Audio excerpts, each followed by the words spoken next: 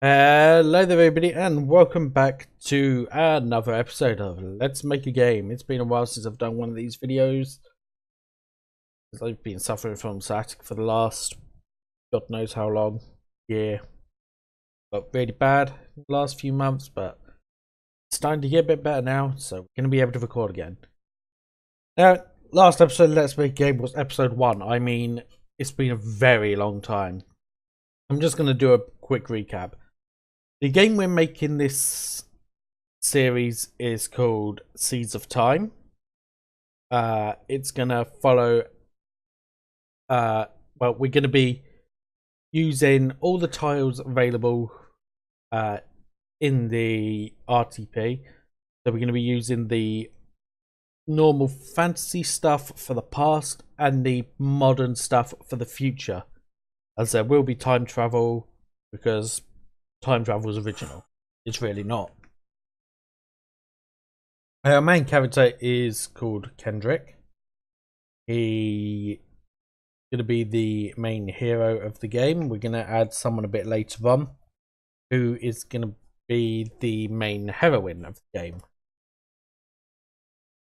We haven't got much in the database, just a few things here and there. Not even got much sorted. So yeah, I want to quickly open our document we have here.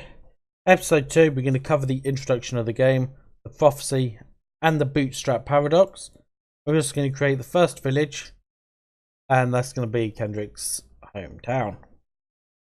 So, first of all, let's cover the introduction of the game.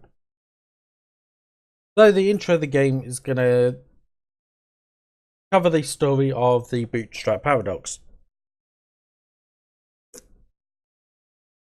or more than that's going to happen in the future than the past. I'm just going to quickly check my plugins. Okay.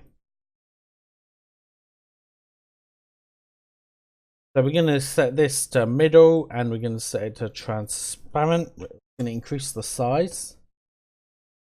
So if we type something, it's bigger, whereas normal, like that. You can use multiple to increase the size.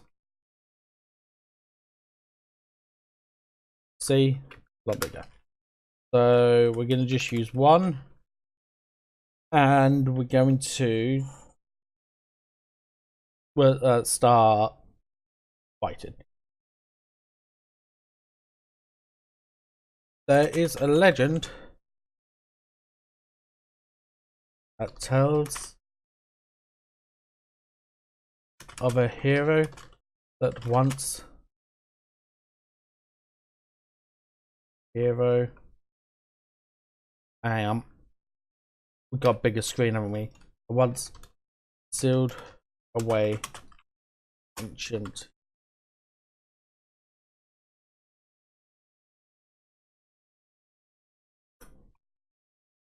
Then we're gonna add it so it's automatic. I think it's that. Do not wait. Yep. Let's quickly just check what screen size we're using. Yep, 720. Let's just make sure we've got word wrapping on. Yep, we have.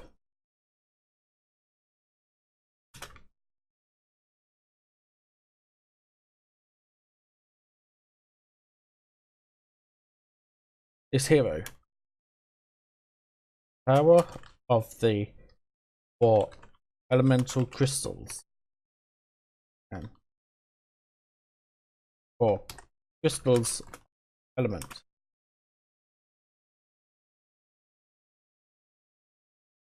Stop evil.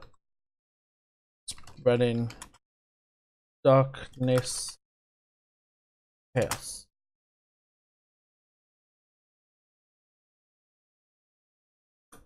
Because, you know, it's not an RPG unless you have crystals and stuff. Because we're hitting all the cliches in the past, because, you know, you have to.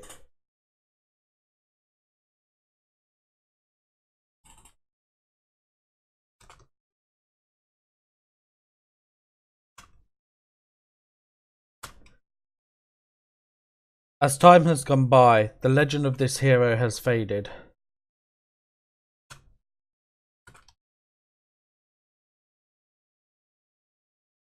Along with the knowledge of the evil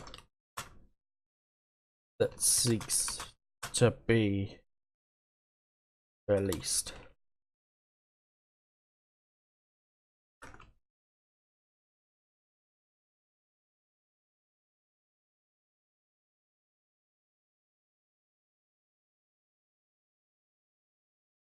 With the modernization, I really wish this had a spell check.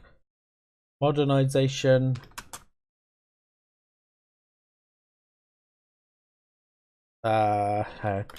With technology making it advancements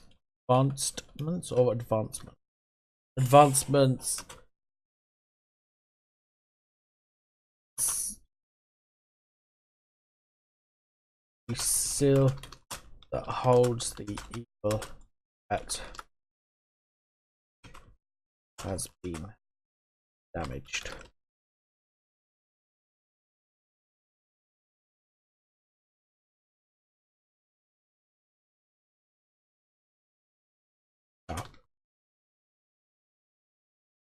The evil seeping out into the world, bringing plague and death to all.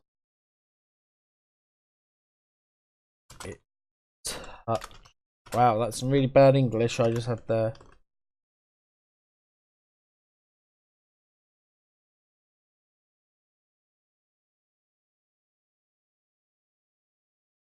To stop this evil,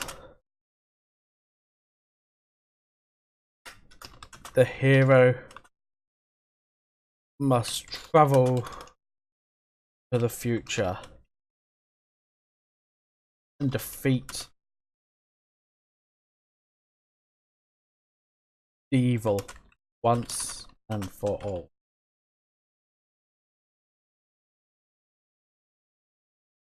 Okay, so it's not a great introduction. I mean, it was very rushed and I did have a couple of interruptions during that, but I don't feel like re-recording the video because I'll forget what I wrote. I always do this on the fly. And I'll try and edit out all the interruptions and try and make it look seamless, so it doesn't seem like there are any issues. Anyway,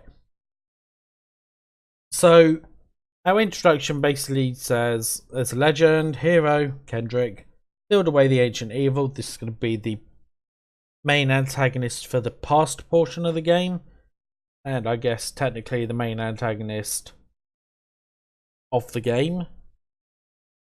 But yeah. In the past, we're going to be gathering the 4 crystals of element, you know, fire, water, earth, and wind, because obviously. Then we're going to travel into the future, where a lot has changed. Nothing is as Kendrick knows, and we're going to stop the evil there. Which sounds like it's going to be a 2-chapter story, but we're going to go for 3 chapters. Because, oh my god, the ancient evil is not the true evil. There's going to be some bigger unknown power that exists beyond the dimensions, and we're going to have to do something. Yeah. We're going to have a character from the future return to the past to get Kendrick to help them out into the future. However, this isn't going to be a good game unless we completely mess with time. Our female heroine is going to head back in time to when Kendrick is meant to go out on his first adventure. However, Kendrick doesn't ever plan on going on an adventure. He's going to be someone that just wants to live on the farm or wherever I set him for the last whenever, and he's going to not be the hero that is set in Legends. So our heroine is like, we can't have this. We need to make this guy there is the hero from the legend into the legend. This is where the bootstrap paradox comes in. A bootstrap paradox is kind of difficult to explain, so I'm going to try and do my best. It's where an event has no origin, basically, and it kind of creates itself. If that makes sense, which it doesn't. When I've previously wrote this, I was going to use an episode of, well, a quote from Doctor Who, which, if you want to read it, here you go. Yeah, I'll zoom in a bit so you can have a better read of it. And basically say this time traveler likes work of Beethoven. He wants to go back in time, meet Beethoven, can't find him, so he becomes Beethoven. But where did Beethoven's music come from if he created it, basically? There has no origin / someone creates it from already having knowledge of it. It's a loop, basically. I'll try and get a proper description up. I'll post one in the description below because, believe me, you're going to need it. What was our other stuff we were going to do? Introduction, the prophecy we've just kind of covered. And bootstrap paradox we've done. So let's now go create the first village. I've set out the plans. We've got past and future, towns, dungeons, and miscellaneous. And we also have this events because we're going to be utilizing some of the newer scripts that were released after I created the first video, because I don't even think they're in here. Looking through. No, like there's event copying. Basically, there's a triforce of event stuff: event copying, event spawning, and event something. I can't remember what that last one is. But we're going to create the first town, and because this is the first town and this is me, we're going to end up using the letter A for some reason. So let's call it Aldoria Village. And we're going to set this to outside. Width, we'll set about 40 by 35. We'll be using the RTP music because I don't have any people to do the music for me. But obviously, town 1. And we're obviously going to about here because it's an RPG and we know that the hometown gets destroyed. I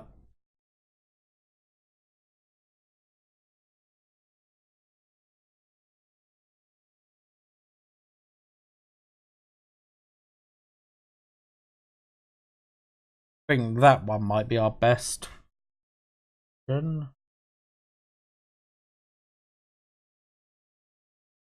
We do that. I think that works. Okay, so similar to how I did in the previous series, we're going to just create a small town. We're going to just utilize a few of the stuff. We're going to have an entrance exit. Usual. I'm going to start with that. I'm going to just create a quick path just so we have a reference.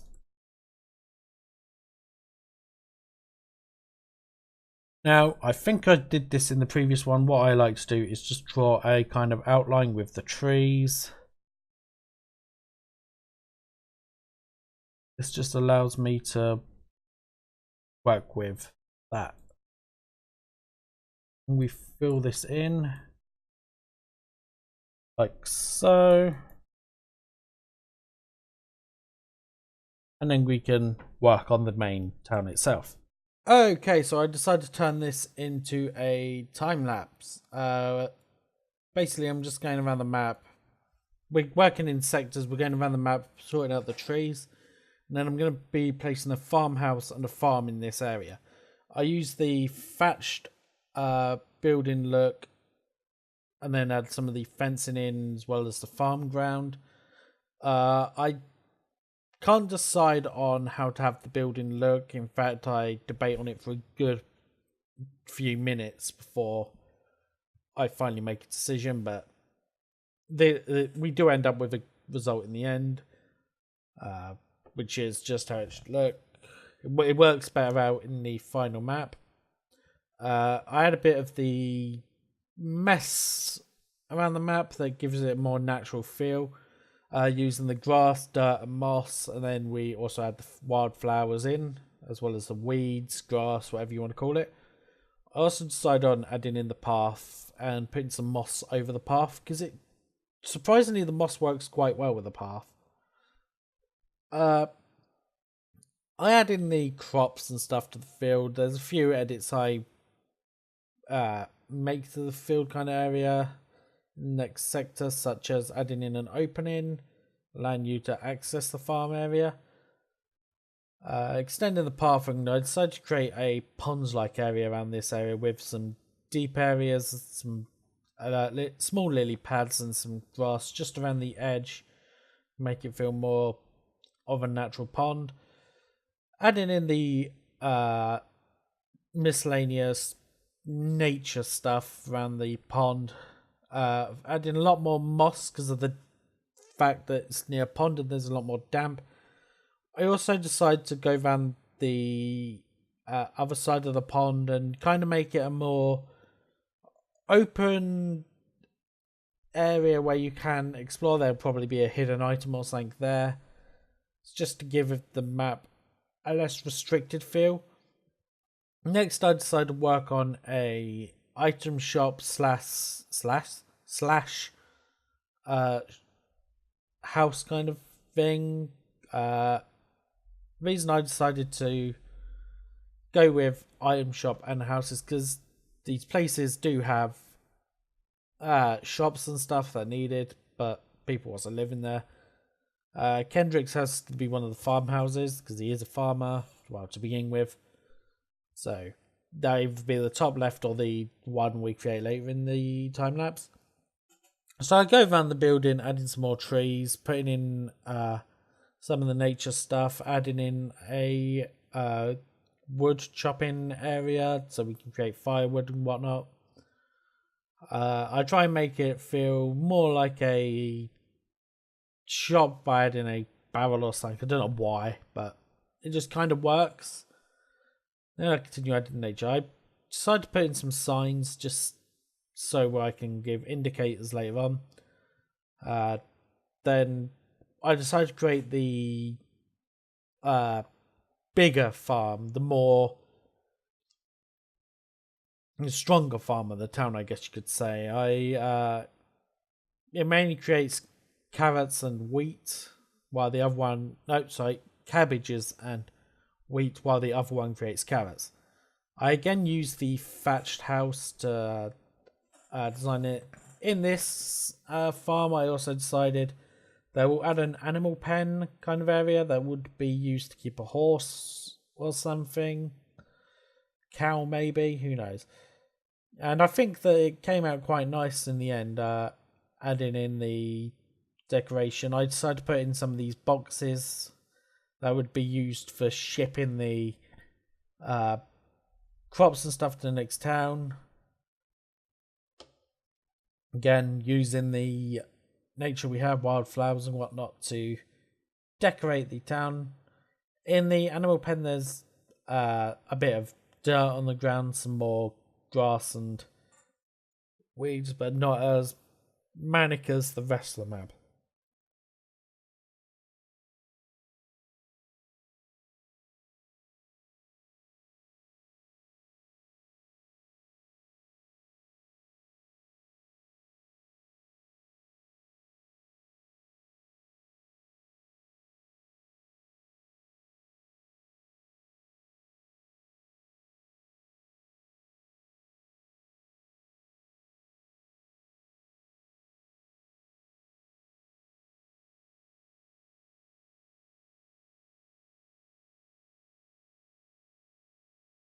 Okay then, that's our village done.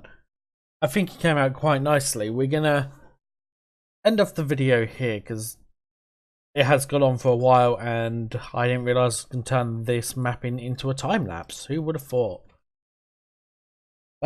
Next episode I'll be doing the interiors for these houses and we'll be starting the main story. I might also modify this map so it looks more natural, add a few events in. Maybe change the doors because I just realised the doors aren't really going to fit very well with this design, so just replace the doors.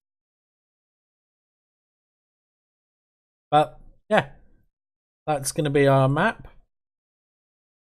And I hope you have found this episode enjoyable. In the next episode, as I said, we're going to do the interiors. We're going to start the story a bit. If you want to give some input, I'll gladly take any input that you have. Constructive criticism is better. Wow, I did butcher that word. If you have enjoyed, be sure to leave a like on the video and be sure to subscribe. Share this video with your friends, even if you feel like making fun of it, because not. Maybe it could be a comedy video, who knows. If you have found this video helpful, be sure to watch the next episode. I'll try and make sure there's one at least once a month. Until then, thank you for watching. I've been Lynx. Goodbye.